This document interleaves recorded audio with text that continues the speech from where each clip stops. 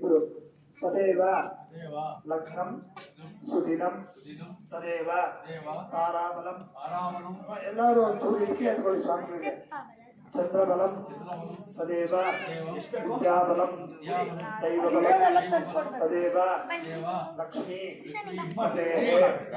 ಅಂಗ್ರೀಂ ಸ್ಮರಾಮಿ ಮಮ ಕರಿಷ್ಯ ಮಾನಸ್ಯ ಆದೌ ನಿರ್ವಿಘ್ನತ ಸಿದ್ಧ್ಯರ್ಥಂ ಮಹಾಗಣಪತಿ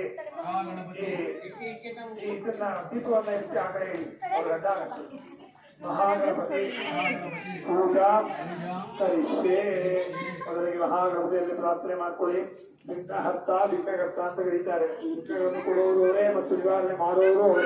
ಅದಕ್ಕಾಗಿ ಮೊದಲಿಗೆ ನಮ್ಮ ಜೀವನದಲ್ಲಿ ಏನೇ ನಾವು ಪೂಜೆ ಮಾಡಬೇಕಂದ್ರೂ ಕೂಡ ಮೊದಲಿಗೆ ನಾವು ಪೂಜೆ ಮಾಡುವಂತಹ ಭಗವಂತ ಯಾರಾದರೂ ಇದ್ದಾರೆ ಅಂತ ಹೇಳಿದ್ರೆ ಮಹಾಗಣಪತಿ ಅಂತ ಹೇಳ್ತಾರೆ.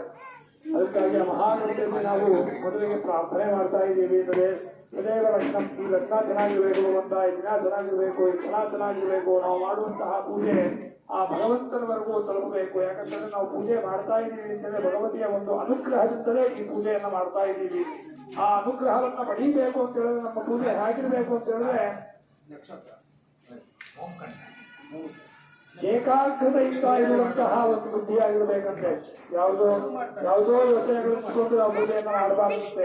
ಬೇಕಾಗಿರೋದು ಏನು ಅಂತ ಹೇಳಿದ್ರೆ ಪೂಜೆ ಪರಿಪೂರ್ಣವಾಗಿ ಆಗೋದು ಯಾವಾಗ ಅಂತ ಹೇಳಿದ್ರೆ ಏಕಾಗ್ರತೆಯಿಂದ ಮಾಡಿದಾಗ ಅಂತ ಹೇಳ್ತಾರೆ. ಅದಕ್ಕಾಗಿ ಆ ಏಕಾಗ್ರತೆಯನ್ನ ಕೊಡುವಂತೇಳಿ ಮೊದಲಿಗೆ ನಾವು ಭಗವಂತನಾದ ಮಹಾಗಣಪತಿಯಲ್ಲಿ ಪ್ರಾರ್ಥನೆ ಮಾಡಿಕೊಂಡು ಈ ಒಂದು ಕೈಂಕರ್ಯವನ್ನ ಈ ಒಂದು ಕಾರ್ಯಕ್ರಮವನ್ನ ನಾವು ಪ್ರಾರಂಭ ಮಾಡ್ತಾ ಇದ್ದೀವಿ. ಅದಕ್ಕಾಗಿ ಎಲ್ಲರೂ ಇಲ್ಲಿ ಕೂತಿರೋರು ಮಾತ್ರ ಅಂತಲ್ಲ, ಎಲ್ಲರೂ ಕೂಡ ಮಹಾಗಣಪತಿಯಲ್ಲಿ ಪ್ರಾರ್ಥನೆ ಮಾಡ್ತಾ ಇದ್ದೀವಿ. ಓಂ